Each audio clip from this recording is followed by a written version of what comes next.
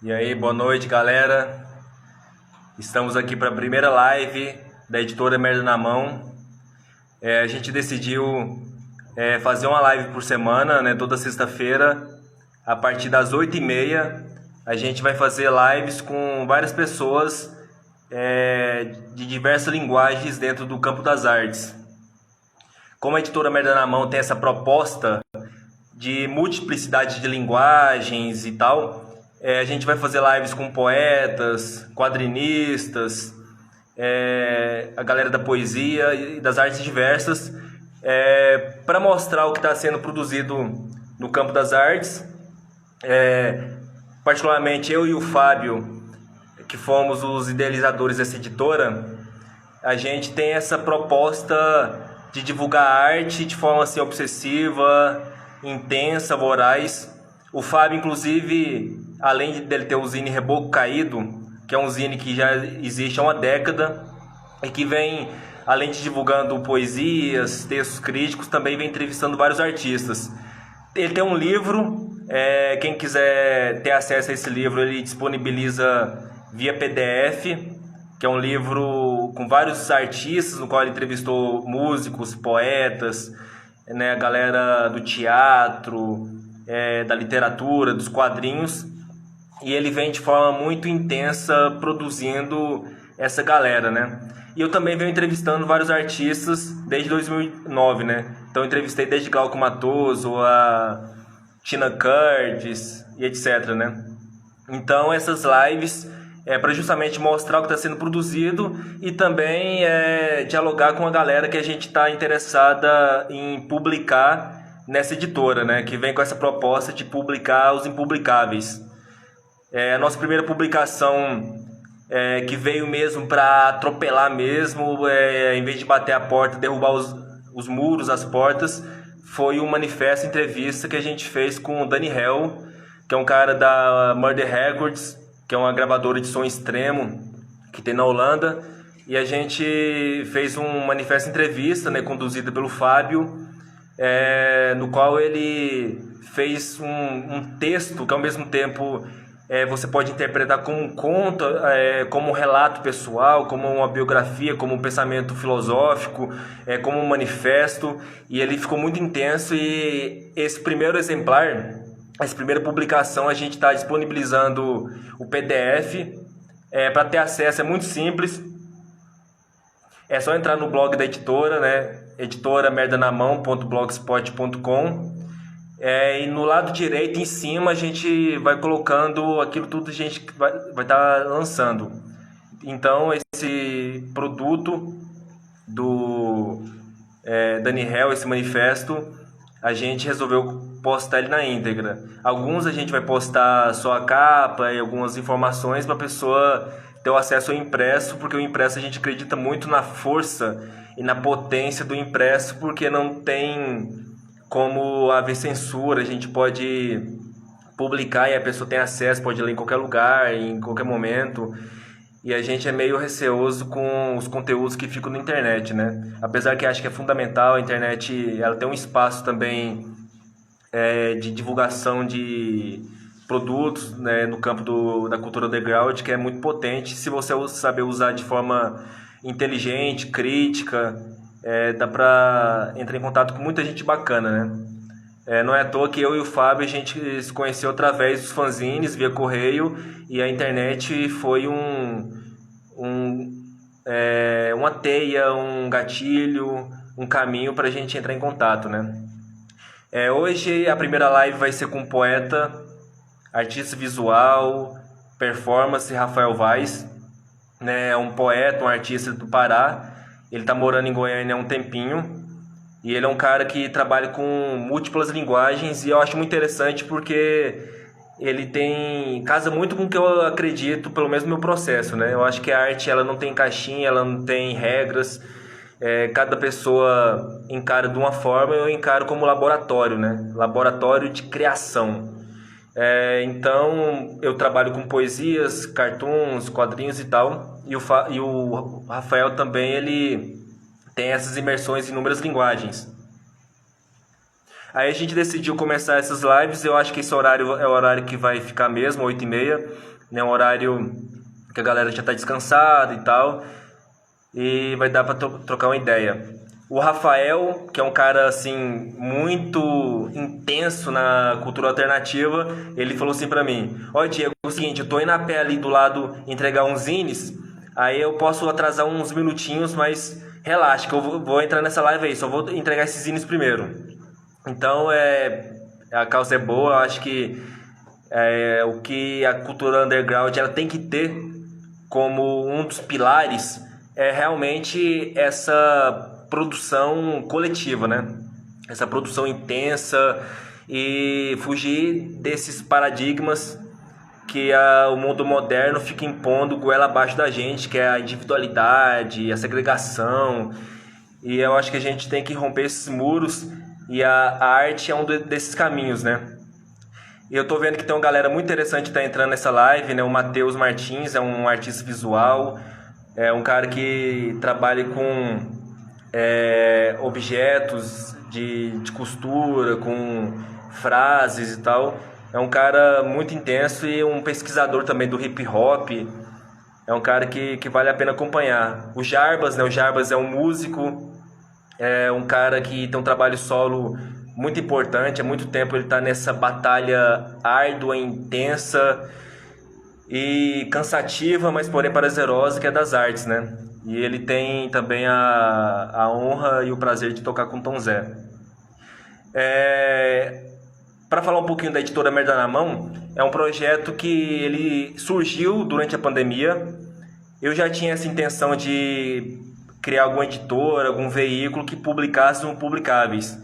Vendo como é que é esse mercado editorial, vendo que tem muitas pessoas, poetas, galera que escreve contos, manifestos e etc., né? A galera da literatura, existe um mercado e esse mercado ele não agrega todo mundo, né? Existe um pessoal da cena alternativa muito forte, muito potente, que precisa ter um espaço. A editora ela vem com uma proposta diferenciada, que é publicar os impublicáveis e que o autor ele não precisa pagar para ser publicado, né? E que o livro também tem um preço acessível para que as pessoas tenham também acesso a esse tipo de cultura que é produzida de forma intensa, sem incentivo, sem apoio. Então a editora ela vai mergulhar e vai adentrar em as inúmeras linguagens, desde quadrinhos, zines, livros. Então tanto as linguagens diversas quanto também os materiais, né? O zine impresso, o livro, também os quadrinhos. Quem quiser acompanhar também o que está sendo feito, tem o blog, como eu já falei, né? O editoramerdanamão.blogspot.com. Lá a gente disponibiliza alguns capítulos de quadrinhos, no qual a gente vai lançar impresso. Também a gente divulga eventos, as lives que a gente vai fazer também. E um desses projetos interessantes está sendo o Filósofo da Maconha, que é um quadrinho com o roteiro do Fábio. O Fábio, que é um poeta, um jornalista, um cara que tem uma intensidade muito forte na escrita. A gente resolveu escrever esse trabalho, fazer esse trabalho, que é inspirado no Murilo Pereira Dias, que é um músico, poeta, e é um cara muito atípico. E a gente conversando sobre ele, não, esse cara tem que virar um trabalho artístico, alguma coisa nesse sentido. Aí o Fábio já estava com essa intenção de fazer esse quadrinho. Não, vamos fazer o quadrinho então. Eu escrevo o roteiro e você faz a parte visual. E a gente começou a produzir. Os primeiros capítulos a gente lançou no blog. Também o pessoal da Metal Reunizinho, né, que é um blog produzido lá no Rio de Janeiro, né, que tem um dos pilares lá desse blog, que é o Chacal, que é o vocalista da Trecheira, que é uma banda de thrash metal que toca muito na Europa, também toca no Brasil, e tem um trabalho assim, poético muito forte. O Chacal além de ser um compositor, também ele é poeta, tem livro publicado, e ele é um dos caras que também divulgou na página dele alguns capítulos desse quadrinho, né? O Filósofo da Maconha é um quadrinho que ele tem essa pegada do cartoon tradicional, que é da crítica, né? A crítica de costumes. E também ele tem uma ligação com a psicodelia, também ele trabalha algumas histórias que o Murilo viveu, que é o cara que a gente se inspirou. E as primeiras páginas, né, os primeiros capítulos, está no blog. O restante a gente vai lançar no impresso. E a gente tem projeto para ter continuações também. A gente está tendo um apoio, uma galera muito grande está compartilhando esse trabalho. A gente está tendo assim, comentários de muita gente que a gente admirava, dos quadrinhos, pessoas que foram importantes para a formação do artista que eu sou. Então isso é muito foda, é do caralho mesmo quando a gente produz um trabalho, alguém que a gente teve como inspiração, falou assim, porra, esse trabalho tá ficando foda, tá ficando do caralho. E além desse trabalho tem o quadrinho também 21, que esse é roteiro e desenho meu, que é um trabalho assim, que é uma crítica, uma catarse, um vômito relacionado ao tempo estranho, esquisito que a gente está vivendo. Esse trabalho de quadrinhos ele tem um braço, que é a série Século Sinistro, que é uma série em artes visuais, em pintura que eu estou produzindo. Quem quiser conhecer meu trabalho é só colocar no Instagram Diego Elcuri Arts. Elcuri escreve Elkhouri Artes. É um Instagram no qual eu coloco minhas pinturas e tem a série Século Sinistro, que é um braço desse quadrinho. E se a pandemia passar, logo a gente espera lançar esse trabalho de forma física, a exposição junto com o lançamento do quadrinho. Que são dois trabalhos que têm a ver com a temática, apesar da técnica ser diferenciada, né? O quadrinho é preto e branco, né? E tem toda a técnica da arte sequencial, e a pintura é mais arte visual mesmo, óleo sobre tela, e tem algumas imersões em colagem, misturando com pintura e tal. Um dos caras também que a gente não pode deixar de falar, que está sendo um parceiro, assim, já tá dentro, assim, ultrapassou a hemoglobina do núcleo da editora, que é o Wagner. Wagner Teixeira é um desses malucos aí que eu conheci através do Fábio, né? O Fábio, quem me apresentou foi o Glauco Matoso, que é um poeta, sonetista, e a gente trocava trabalhos via correio, né? Eu mandava meus zines, ele mandava seus livros, e a gente se comunicava, trocava ideia, cartas. E certo dia chega em casa um correio, né, com uma correspondência, mais uma correspondência do Glauco Matoso, e nessa correspondência veio junto um material que era um zine chamado Berro. O Berro era muito foda. Agora o Rafael, que solicitou para participar, vou chamar aqui na conversa. Vamos ver aqui se o Rafael está entrando. Aguardando. Rafael, poeta, artista visual, performance. E aí, Diego? Camarada. Tá, Como é que você tá? Você tá me ouvindo bem? Tô te ouvindo bem, tô te vendo bem. Tudo perfeito, pai. Caralho, velho, essa live tem que dar certo pela primeira vez, cara. Olha isso aí, tá vendo? Primeiro não, que a outra live que a gente fez no outro festival. É verdade, é verdade. É Eu verdade. acho que tem. É porque, na verdade, eu decepcionei umas pessoas aí em outras lives, né? Porque o celular que eu tinha, porra, era muito ruim, velho. Porra, ou era internet ou era o celular. Não mantinha uma live, porra. Não, pode crer. Mas aí, meu amigo, como é que você está aí nessa quarentena? Tô vendo aí ao fundo muitas pinturas. Eu tô acompanhando o seu trabalho, sim. Você está produzindo de uma forma muito obsessiva. E você sabe que eu sempre falo isso, né? Que eu acredito na arte como obsessão para fugir da folclorização, né? O Jarvis comentou aqui se eu conheço o Bento Araújo do Poeirazine. Não, cara, eu conheço, sim, conheço. Você tinha falado do Poeirazine, mas eu tinha viajado aquele dia. Eu conheço e é um dos caras, assim, muito intensos na arte, né? Muito foda.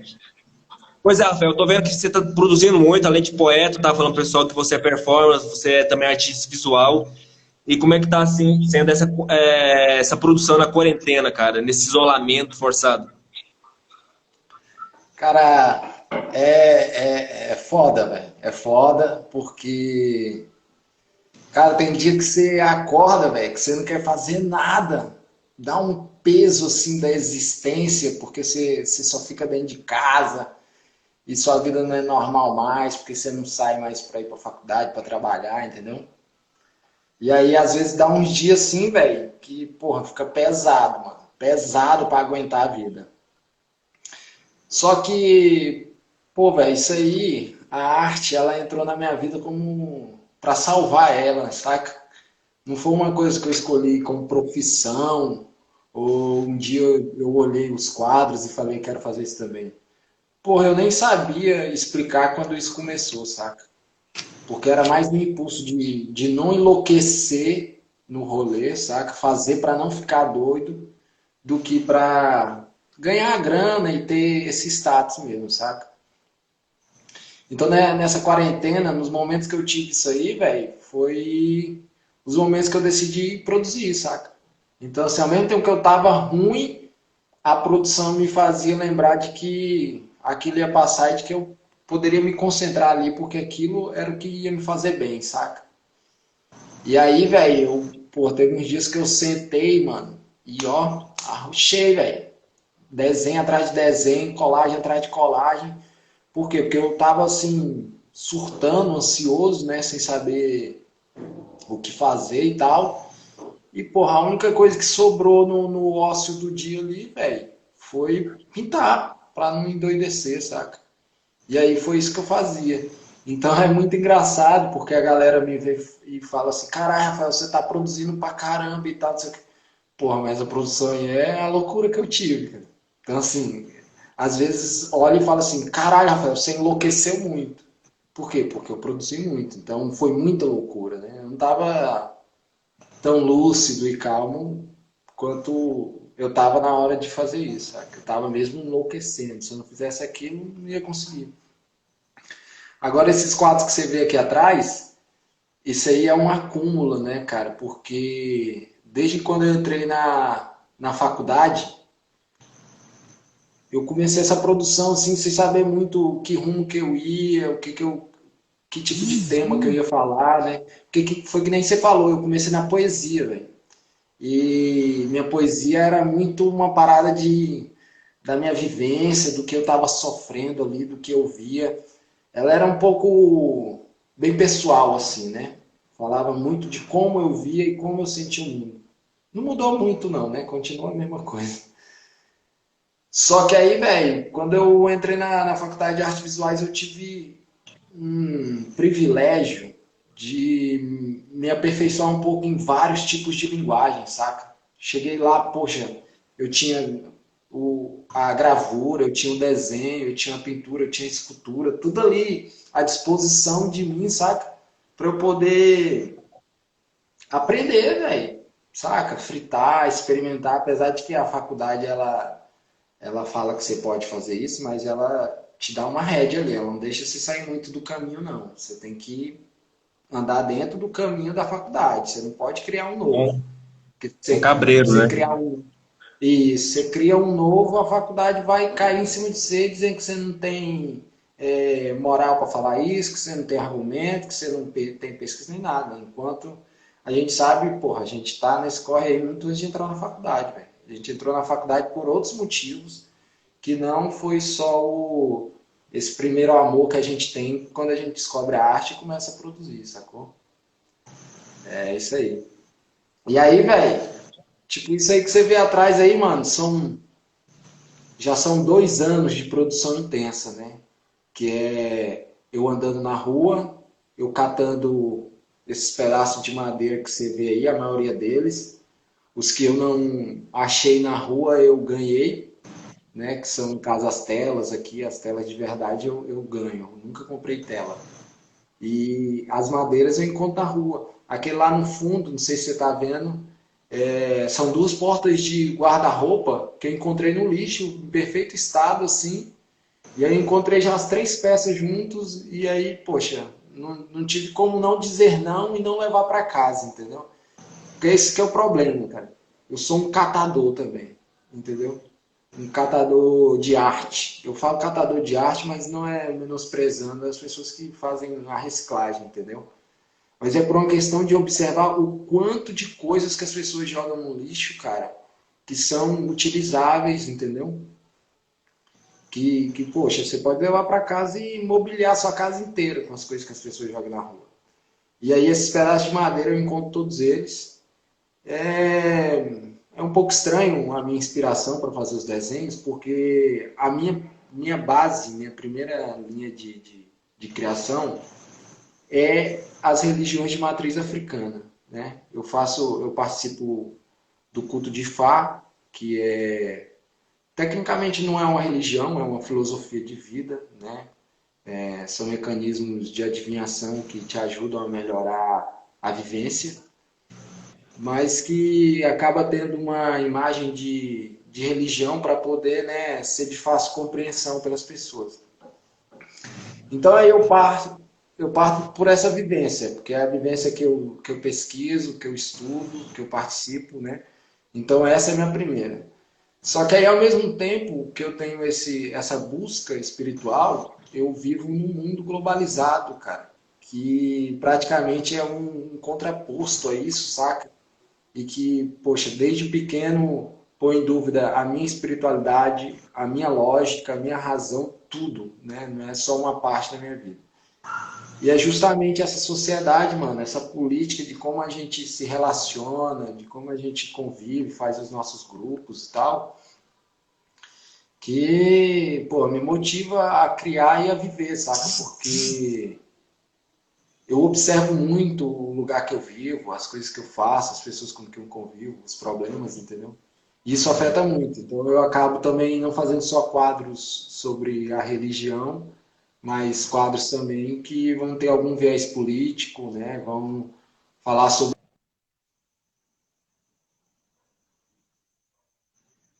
né? Não só no Brasil, no mundo inteiro, porque é uma vida não só de busca por aquela identidade, aquela ancestralidade que foi apagada, que foi retirada do continente, mas também para, saca, lembrar a gente que a gente tem agora uma nova oportunidade, com muito mais ferramentas na nossa mão, e que muitas vezes, cara, a gente está. Como que eu posso falar isso sem parecer grosso? Mas é tipo assim, a gente tem as armas nas mãos agora, saca? A gente tem um nítido, um pouco, né, de conhecimento de como funciona o mecanismo do sistema, mas, cara, eu não sei o que a gente está fazendo, que a gente está procurando outros caminhos, sabendo já qual é o problema e tendo a ferramenta, saca? Mas isso não é tão fácil assim de encontrar uma resposta, porque são muita gente, são muitas pessoas no mundo, né, cara? Então, até a gente tentar, como é que eu posso falar, destrinchar isso aqui que eu falei corretamente, demora muito, porque, pô, o que aconteceu com o nosso país aí, né, velho? A imbecilização das pessoas, o uso da mídia para propagar ideias, deturpar a realidade, né, mano? Porque o problema é que a realidade agora ela tá perturpada. Aí chegou a pandemia, pô, fudeu mais ainda a nossa realidade, entendeu? E aí agora já não dá mais de acreditar mais em nada, porque você não acredita mais em nada. E aí é nessa loucura, velho, de tentar explicar e viver esse mundo, sobreviver a ele, que eu acabo, porra, explodindo nisso aqui, sacou? Fazendo arte, fazendo poesia, abrindo a boca. Se eu não conseguir pintar nem escrever, eu faço com o meu corpo, eu mesmo faço a ação, eu mesmo mostro através do meu corpo o que eu quero dizer, sabe? Não tem limite, velho. É o que tiver na mão a gente faz. O que a gente tenta mostrar é passar uma mensagem que a gente está vendo no mundo e a gente não consegue passar de outro jeito a não ser pela arte, sabe?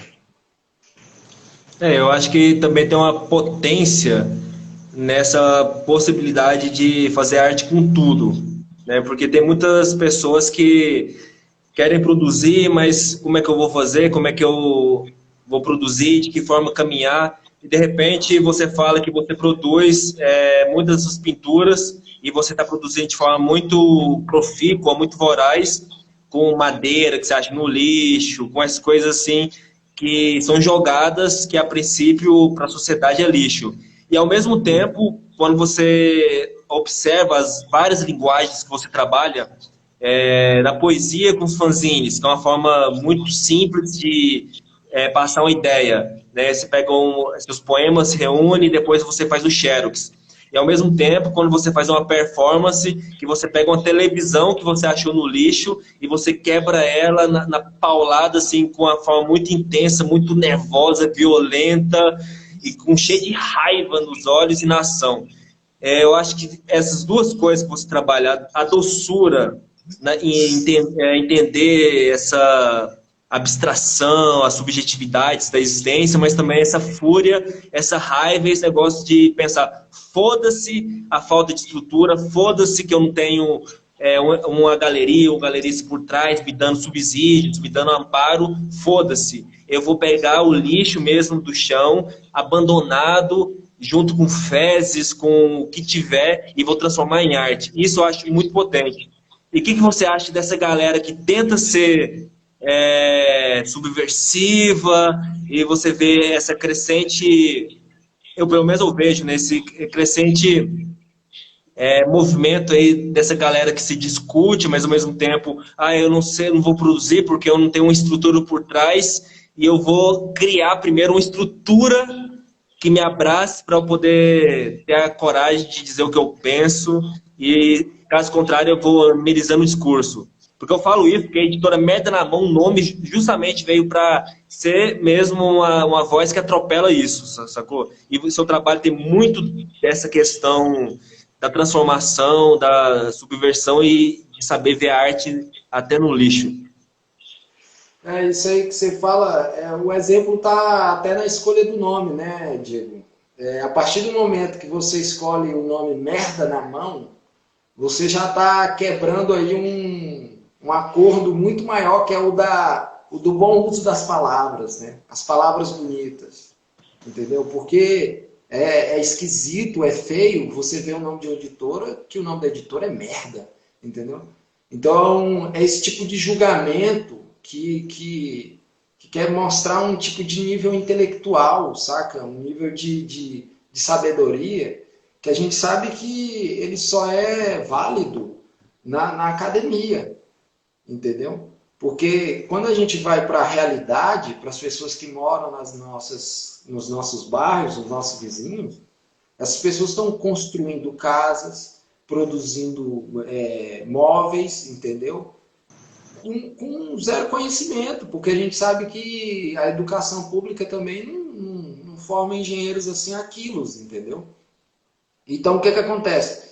O cara vai ter que aprender física, matemática, biologia, todas essas ciências na vida, no dia a dia, entendeu? Ele aprende física fazendo a conta na cabeça dele de quanto tempo ele tem que atravessar a rua para o ônibus não pegar ele. Ele faz física sabendo o quanto de peso que ele consegue levantar na mão dele, entendeu? É assim que a pessoa vai estudar. Por quê? Porque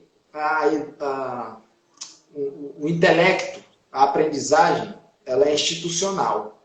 Ou seja, você precisa aceitar algumas regras do sistema para poder ter esse gabarito que a gente fala hoje em dia, que é a pessoa estudada, que é a pessoa que pesquisou e nada.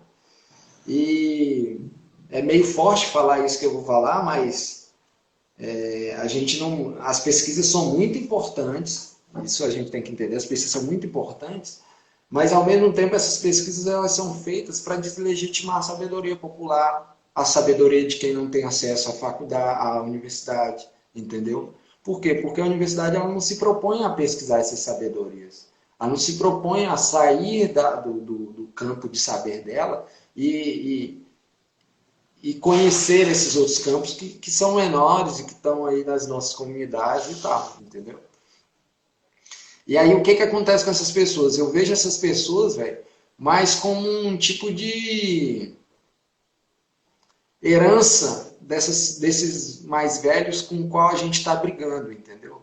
Porque ao mesmo tempo que hoje a gente recebe a herança de lutar contra isso, de propor um novo diálogo, de discutir como que a sociedade está sendo reformulada, essa galera também nasceu e recebeu a herança de quem criou eles, dizendo para eles que eles são melhores e que eles são diferenciados dos outros. É uma briga eterna. saca? Enquanto a gente não se concentrar mesmo no principal, que é a formação do ser humano, entendeu? A concentrar em mostrar para as pessoas que existe um outro ser humano, uma pessoa com sentimentos, com necessidades do outro lado, a gente vai poder ser o homem mais inteligente do mundo, camarada. Isso até as revistas em quadrinhos já ensinou. O homem mais inteligente do mundo não é capaz de salvar o mundo, cara. Se ele não souber como tratar as pessoas e como repassar esse conhecimento.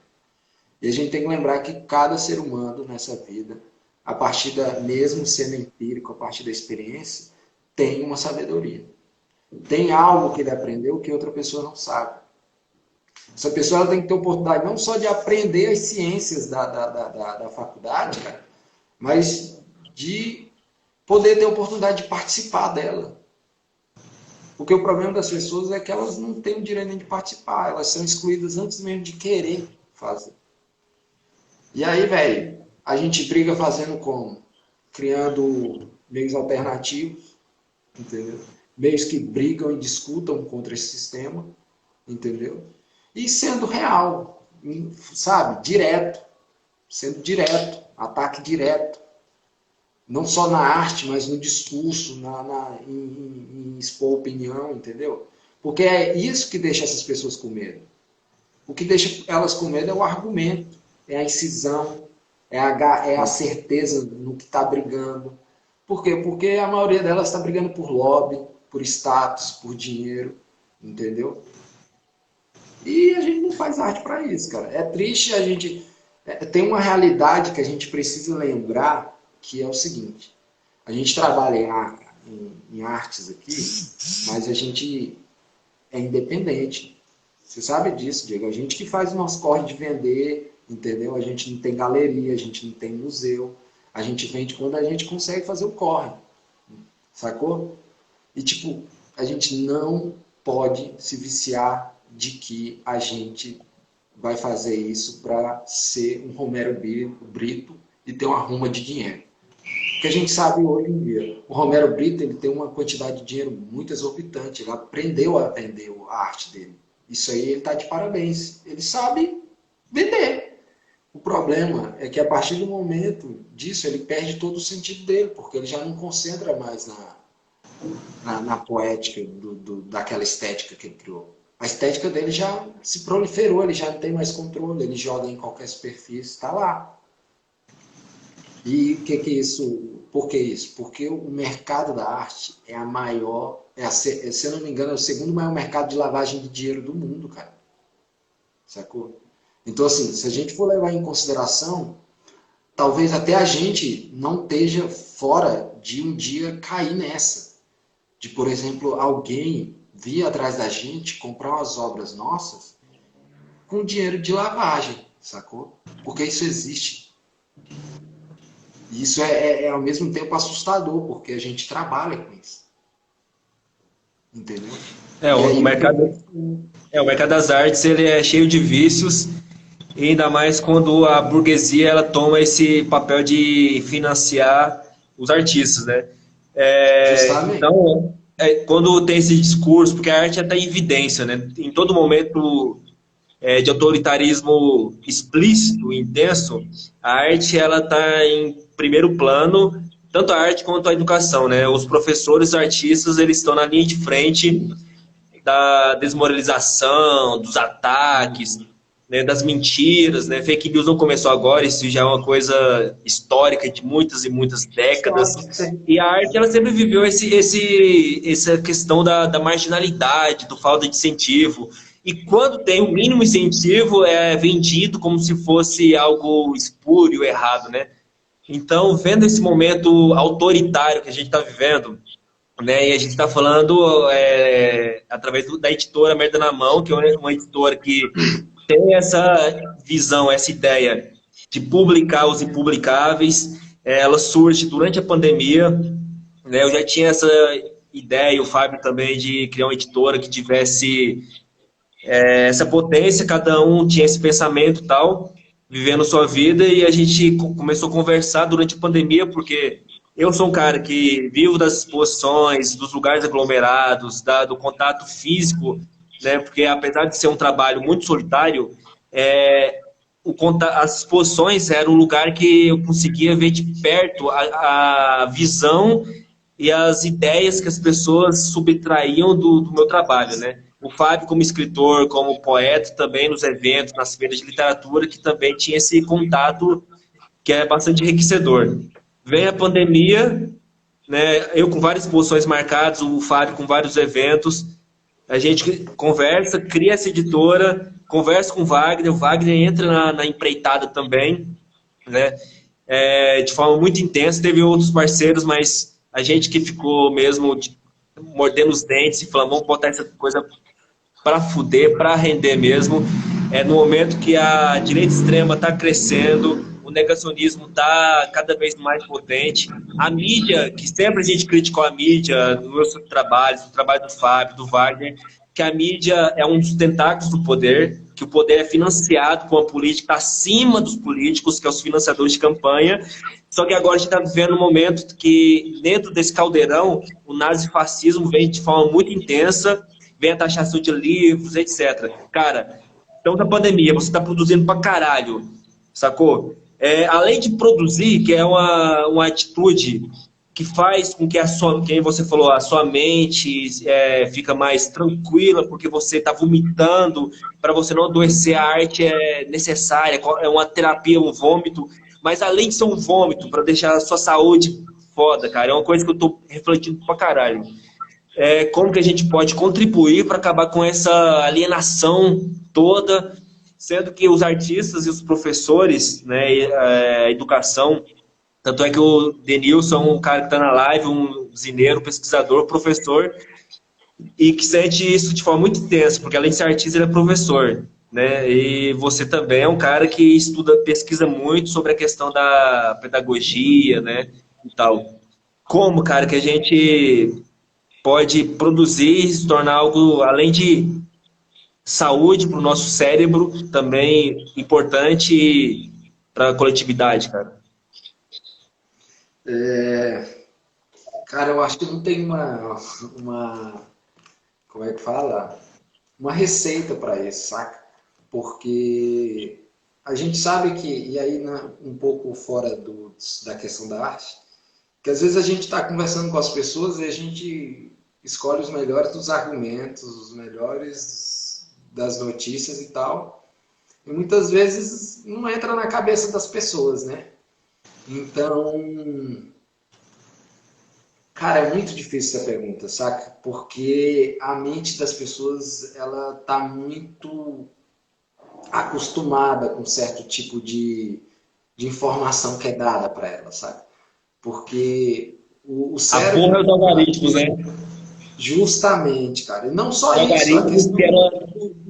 de ser mandado, saca? De ter um patrão e você recebe ordens e é essas ordens que você tem que obedecer. Se não é o patrão na sua empresa, vai ser a pessoa da sua casa, e aí você é uma pessoa que se movimenta pelo impulso do que as pessoas pedem para você fazer, entendeu?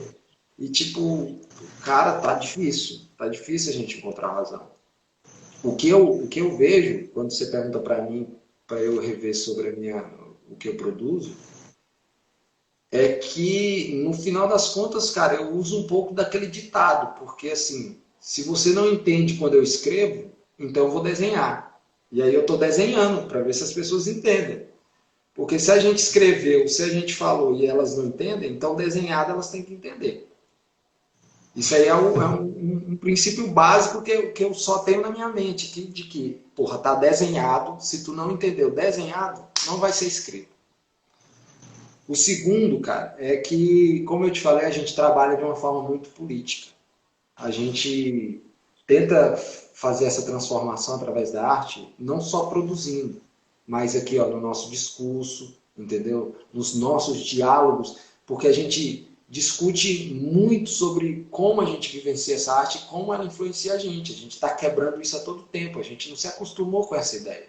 Até hoje não. Até hoje essa ideia faz a gente às vezes querer desistir, arrumar um emprego que seja totalmente contrário por causa da sobrevivência e tal, saca? Então, assim, velho, eu tenho um medo, saca? Desse meu discurso político, um dia ele ser forte o suficiente para as pessoas quererem tirar minha vida. Porque foi isso que eu vi com as pessoas que são minha referência, com as pessoas que eu estudei, entendeu? Com as pessoas que, pela liberdade de criar, entendeu? Acabaram falando coisas tão fortes e incisivas que acabaram sendo mortas. Então, ao mesmo tempo que é um medo de tipo, poxa, se amanhã alguém não gostou do meu discurso e vir me matar, pelo menos a produção está aqui. Eu fiz, as pessoas vão ver o que eu era, o que eu fiz, sacou? Se não, enquanto eles não me matarem, eu vou estar aqui desenhando, falando o que eu penso, sendo incisivo no que eu penso, entendeu? E usando as palavras também para dizer como eu vejo esse mundo. Eu fiquei com muito medo disso depois que eu fiz a pintura do policial. Eu não sei se eu viu, eu fiz uma pintura de um rapaz dando uma bicuda num policial e escrevi Eu que compartilhei. todos os policiais são bastardos. E essa é uma frase muito forte, ainda mais que eu tenho amigos que são policiais, entendeu? E que para eles, mesmo eles sabem que eu sou amigo deles, dói para eles quando eu falo isso na cara deles. Mas, cara, o sistema tá aí para provar isso. Mas ao mesmo tempo, que nem você falou, a gente está numa época que as pessoas estão muito à flor da pele, que o nazifascismo está muito gigantesco, entendeu? Eles estão com a liberdade de poder ofender as pessoas sem acontecer nada muito forte, entendeu? Saca? A gente vê as notícias aí desses casos de racismo, nazismo, fascismo.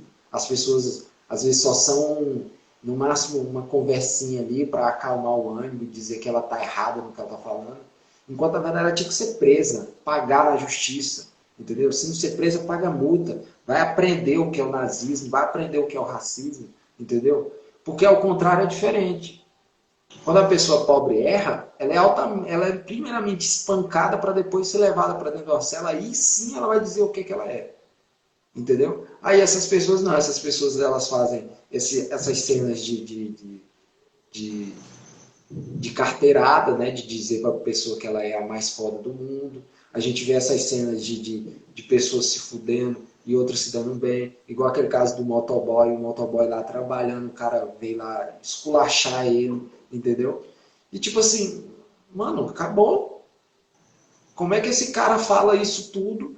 Tá filmado, entendeu? O mesmo caso dos policiais, está filmado, foi feito. E aí essa pessoa vai receber uma advertência, uma culpa. Enquanto tem gente que tá carregando É, cruz do sol, roubando galinha e tá pegando 3 anos de cadeia para depois descobrir que é inocente e que estava só com fome.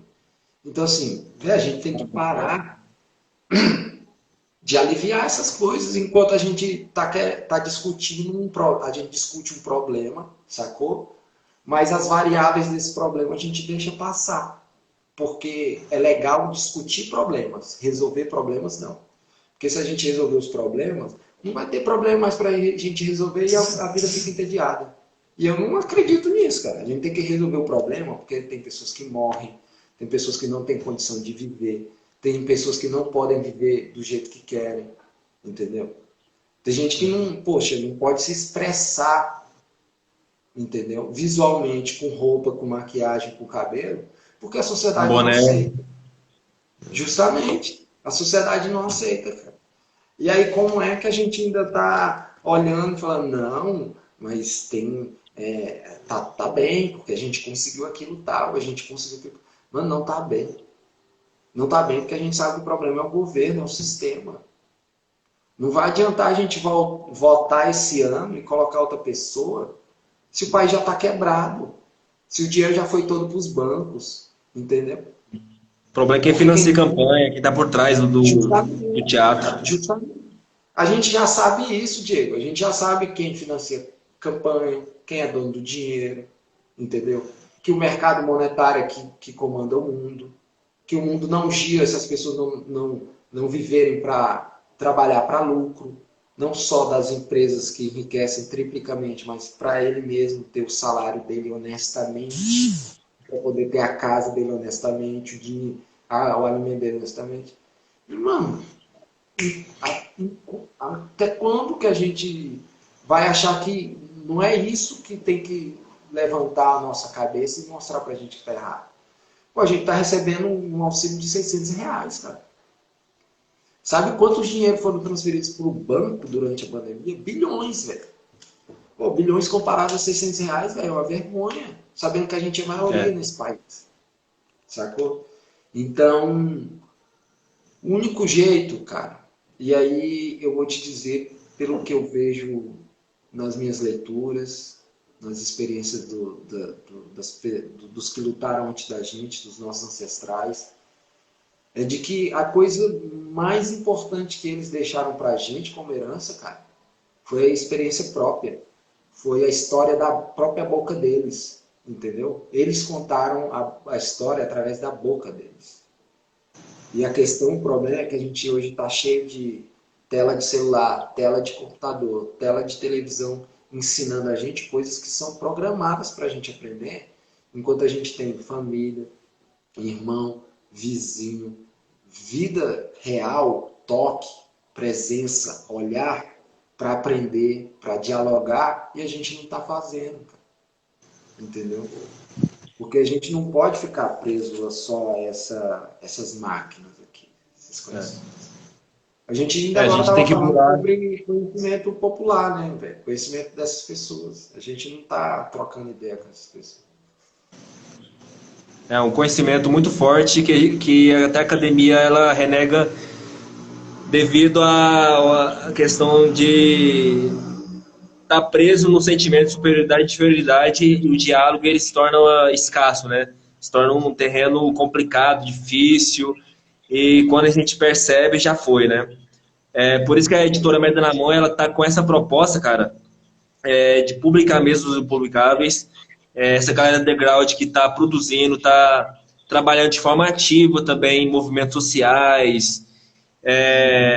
A nossa primeira publicação foi com o Dani Hell, da Mads Records, mas a gente está agora atrás de fundos para publicar uma obra de poesia e prosa de um cara, de um guerreiro, um professor, historiador, poeta, cartunista, né, filósofo. É um cara que morreu em 2017 atropelado, né, num dessas tragédias, né, das metrópoles. E ele deixou uma obra assim vasta, profícua. A gente vai publicar mais de uma obra dele, né, porque ele deixou quadrinhos, poemas, textos filosóficos, etc. Ensaios. E essa primeira obra vai chamar Cavidade, né? Eu fiz a arte bem simbólico, e o texto de abertura explica aquela capa, e é uma obra de poesia e prosa que dialoga muito com o que a gente está vivendo, né? Ele morreu em 2017, mas muita coisa do que ele diz, a gente percebe que o Brasil não muda mesmo, mas é uma maneira da gente refletir, da gente também não deixar que essas memórias se apaguem, né? O Alexandre, além de ser poeta, ele teve um jornal das comunidades, junto com o Fábio da Silva Barbosa, que é um dos caras que teve essa ideia de criar a editora também. E eles tinham um jornal das comunidades que dava voz para os moradores das comunidades para denunciar os maus-tratos, a repressão da polícia, a falta de água, de saneamento básico e tal. Tanto é que teve um acidente lá em Niterói, que teve uma chuva, que 600 famílias ficaram desabrigadas, umas foram morar no ginásio, outras ficaram sem lugar para morar. Ficou muito tempo lutando com todas as forças para que o Estado fornecesse casas e tal. E a gente sabe como é que o sistema é lento para essas pessoas, não funcionava. Na época o prefeito tentou subornar esse jornal, porque esse jornal mentisse em favor do prefeito. Alexandre e Fábio, eles que são ativistas com sangue nos olhos, não aceitaram. Então, esse primeiro livro que a gente fez uma rifa para a gente conseguir fundos para essa primeira publicação. As primeiras publicações são complicadas, porque é uma editora que é totalmente alternativa, independente, sem atravessadores. A gente vai começar essa semana com Catarse, para a gente arrecadar fundos para essa publicação E a gente, além dessa publicação, você falou desse momento terrível que a gente está vivendo, tem a obra chamada 21, que é um álbum de quadrinhos que reflete esse momento. A gente lançou, se eu não me engano, 3 capítulos no blog, que está lá na íntegra. Tem o Filósofo da Maconha, que é um quadrinho também que é para criticar através do humor essa guerra às drogas inútil que a gente conhece, que só mata pobre, só mata quem que o sistema quer que descarte mesmo. Além disso, tem os Teclados Malditos Bailarinos, que é uma coluna que o Fábio escreve dentro da Coletive Artes, que é um coletivo lá de Porto Alegre, que ele participa, e ele lança pequenos textos, textos pequenos, vorazes, com a mesma velocidade da música punk, são pequenos poemas que ele critica de forma muito intensa esse momento. Então, a Coletive Arts é um selo dentro da editora já que a gente vai publicar. A gente também está querendo publicar um álbum musical do Rubens Sachs, que vai chamar Ermitão, que é uma obra também muito forte, que tem uma carga poética e subversiva, inconformada, muito intensa, né? Ele tem um trabalho musical muito potente. Então, e você é um dos caras que a gente quer publicar, e você falou que está produzindo uma obra que eu achei muito interessante, porque você está morando em Goiânia, mas você é do Pará. E você está desenvolvendo, começando a desenvolver uma série de contos, se eu não me engano, sobre Altamira, né? Contos de Altamira. Eu queria que você falasse um pouco o que essa obra vai dizer e qual que é a importância dessas raízes na sua produção poética de literatura mesmo. Então, era isso que eu ia falar, porque, pô, eu fiquei muito animado com essa ideia da editora, né? Dela passar essa linguagem mais brusca, mais feroz mesmo, entendeu? Das pessoas que escrevem poesia e estão produzindo aí a escrita pelo Brasil inteiro.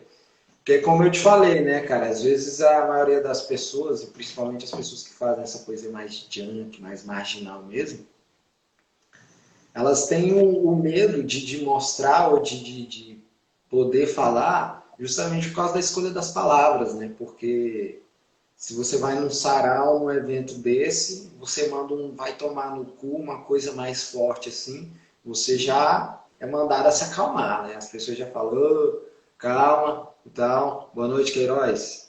E aí Queiroz, que sonetista, poeta, sangue nos olhos, e é um cara que eu quero conversar com ele, que é um dos caras que eu quero publicar também. Se ele permitir, a gente vai lançar uma obra dele. É um cara foda. Conheço ele há muito tempo. Alguns zines de minha autoria tem poema dele, um sonetista fudido. O muito cara é do foda, cara. caralho. Muito bom ele estar E aqui na aí, live. o que que acontece, Diego? E aí, velho, faz o quê? 10 anos que eu tô em Goiânia, né? 10 anos. E já no meu primeiro ano, assim, de Goiânia, cara, já eu morrendo de saudade do Pará, de Altamira, né? Aquele desespero todo de estar numa cidade nova, de... Pô, eu era jovem, eu tinha 17 anos quando eu vim pra cá, né? Então, assim, eu não tinha noção nenhuma do que eu queria da vida, do que eu ia fazer, nem pensava em artes, dessas coisas. E aí eu comecei a produzir justamente para poder tirar esse sentimento, essas coisas que eu precisava contar sobre a saudade de Altamira e sobre o que era viver num lugar totalmente estranho a partir de agora, sacou? E aí o que acontece? Eu acabei escrevendo muita poesia sobre como eu vivia aqui em Goiânia, sobre as coisas que eu vi aqui em Goiânia, sobre o meu olhar estrangeiros, sobre Goiânia, né? E aí quando chegou um tempo, cara, que eu precisei discutir minha identidade, eu descobri que, pô, eu me formei poeta em Goiânia. Eu não tenho nada de paraense na minha vida artística, a não ser eu mesmo, que nasci lá, entendeu? Mas, assim, pouco falo sobre o Pará, pouco falo sobre Altamira. Essa vivência que eu tive até os 17 anos e as idas depois de férias, elas, principalmente as idas depois de férias, elas me deram um outro olhar sobre Altamira. Altamira mudou bastante depois da criação da usina de Belo Monte. Então, hoje a cidade ela tem uma visão, um, como é que fala? Uma dinâmica totalmente diferente da Altamira que eu vivenciei, que não existe mais. É tanto que uma das obras que eu tenho, que aí você pode ver aqui atrás, esse R verde aqui, ó, ele é uma obra sobre Altamira, né? É uma letra R, que aí é óbvio que vai ser sobre meu nome, Rafael, mas é também sobre um poema que eu escrevi para Altamira chamado Aonde está a velha Altamira, né? Que aí se quiser eu Justamente posso... você, que a live tá acabando, tem 4 minutos, sacou? O tempo passa, o tempo é veloz, o tempo é Uhum.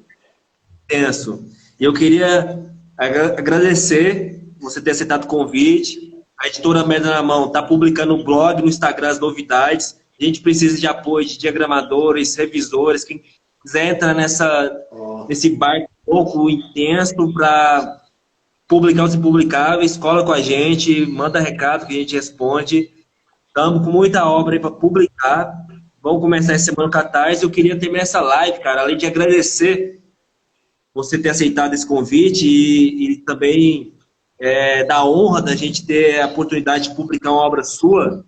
Queria que você terminasse com um poema desses seus poemas porrada, sacou? E, porra, agradecer o Chacal, agradecer a Mother Records, agradecer a Collective Arts, a todos esses apoios, o Wagner, que tá muito forte com a gente, sacou?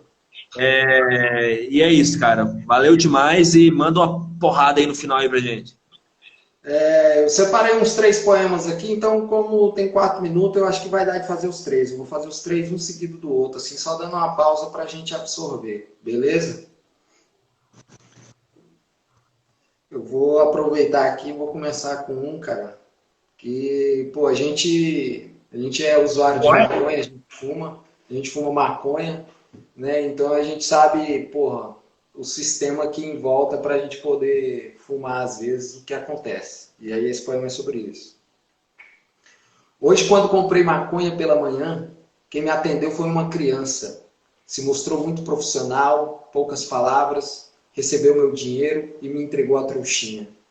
Caminhei chapado por horas, me perguntando como chegamos àquilo. Uma rede de exclusão que foi criada para matar certa parcela da população, que na TV sempre aparenta ser perigosa ou serviçal.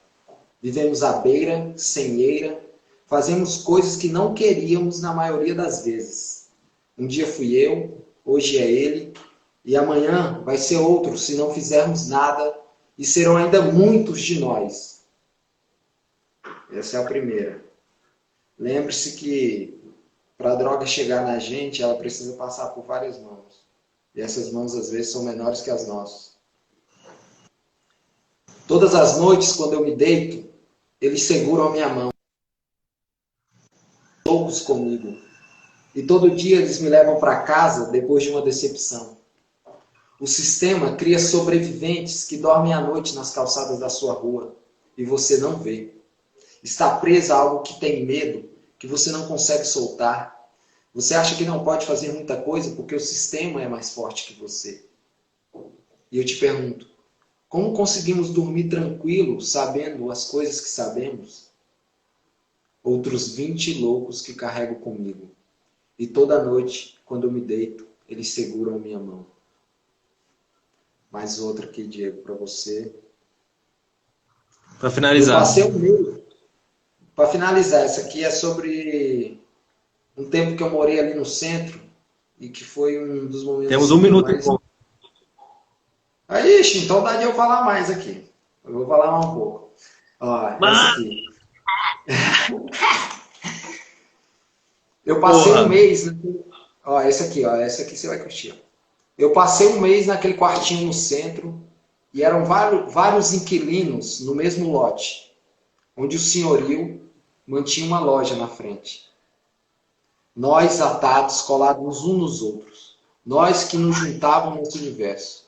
Todas as noites quando eu chegava, tinha aquelas pessoas com suas latinhas, fumando a incontável pedra do dia. Vi eles agindo um dia, com todos os olhos em volta, cegos. Por trás do portão, começava a segunda fase dos rejeitados da sociedade. Todos eles viviam em extrema guerra de sobrevivência, mesmo que fosse para tomar só uma latinha no final de semana. Quando tínhamos só manga e tudo era esperança. Aí agora Beleza.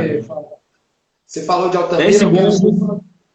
10, Eu quero... 9, 8, Acabou. 7, 6, 5, 4, Diegão, 3. agradecido, Diego, valeu. Acompanhando as redes aí, galera.